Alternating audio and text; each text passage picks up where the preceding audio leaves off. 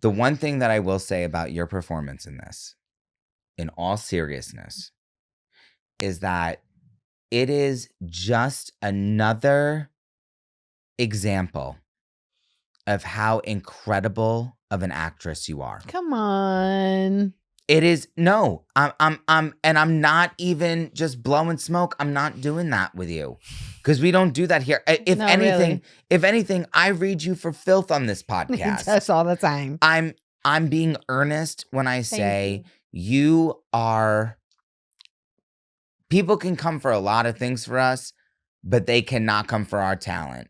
And you just showed in this episode how just talented you are. Like you like it just the ways in which like you were talking, like when you're in the kitchen with Betty and you were saying that like I can't even make a muffin or I can't even make a cupcake and I also think that sentiment of like I'm so glad that Justin's amazing and I'm so glad that I'm a good mother, but like, is that all I am? I think so many moms can relate to that. Yes. Sort of like, I'm sure. That can't just be my only thing, is that like, that's who I am. But the breadth of the emotions that we got to experience as an audience through that scene. Thanks, boo. In that minute and 20 seconds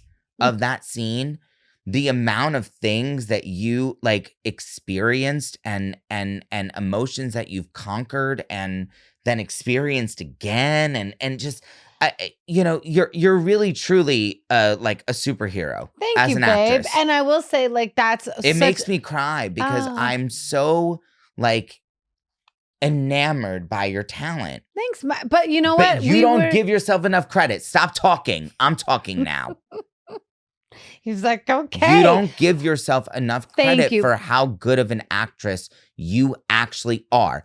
And this was obviously an episode that was so centered around you, that was so like very Hilda-centric, that obviously if the writers didn't think that you could do it and the producers didn't think that you could do it, you wouldn't have been doing it. But that's my whole, also that's the thing, like it's there, like when you get a show where you can actually showcase who you are and you don't have these characters that are just like, again, if you're given like 6 episodes to do something, nobody really gets their full shot, right? When you're given this breadth of like episodes to be these people and to really find out who they are, that gives the actors a chance, it gives the audience a chance, it gives everybody a chance to sort of like breathe But that doesn't. They gave me that chance because we had that. But the chance doesn't take away from the performance. Well, thank you. I love you so much for saying it. That this episode was a real. It was a lot of fun. A real, extremely fantastic.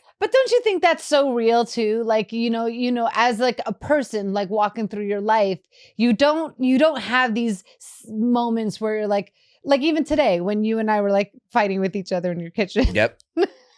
Like we had moments where like we were yelling at each other and we're mad, and then we're like laughing literally the next second, and then the next second we're super emotional, and that's so true. And that's true of the Suarez family. And that's exactly what we're doing. We're able to capture it. Yeah. So I love that. But thank you for saying that. It really means a lot to me. And I like that there was insight into sort of Hilda and Justin too, because you overheard that whole scene, the fact that Justin overheard that. And I forgot about that part. I did too. I forgot that he like heard it.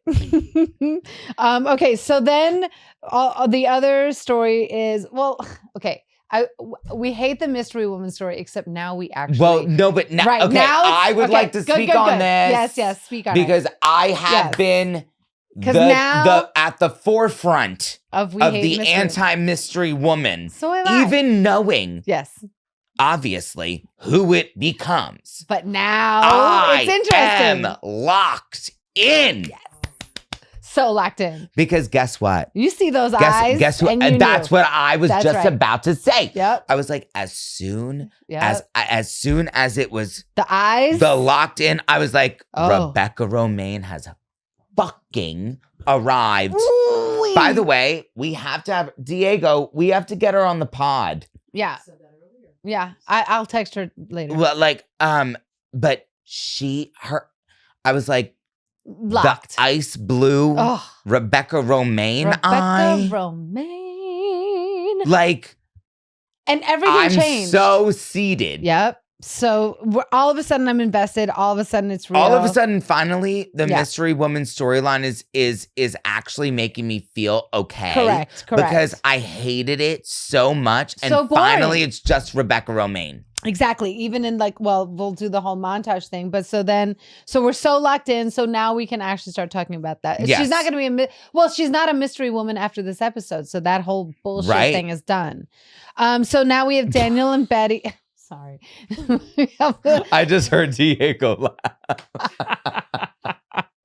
So now we have Daniel and Betty's thing. So basically this whole episode, Betty's just like, get back in. Come on. Which, by the way, what I will say is that like Daniel's apartment, disgusting. That was me before I met David. No, it was not. You're so foolish. You're not. No, you wish in your head. I think that was your brain. The Tatsu ramen wasn't spilled all over the floor? I know that it wasn't, my love. Okay, well. Maybe I cleaned up before you came over. Well, you must have, because maybe in your head the ramen was spilled all over the floor, but it wasn't. No, it was. No, because excuse me, I was like, I'm gonna. Can you not give me that edit? No, I won't, because in fact, he brought a white couch and I told him I'm going to come over to that and I'm going to fucking eat Bolognese on that white fucking couch. And he was like, the hell you are. No, you're way too precious about your fucking surroundings. Don't even try it. Okay. So anyway, then Amanda and Betty, you got like a whole 80s shellacked, like weirdo, deardo furniture, which by the way, looks great. By the way, it looks amazing in my house and you should be just so lucky to spend time there and drink your Prosecco. I am. And I do. I'm just saying you will not live in squalor. Like even if you're. We'll talk about politics later. Can we fight later? Aren't we supposed to be friends here?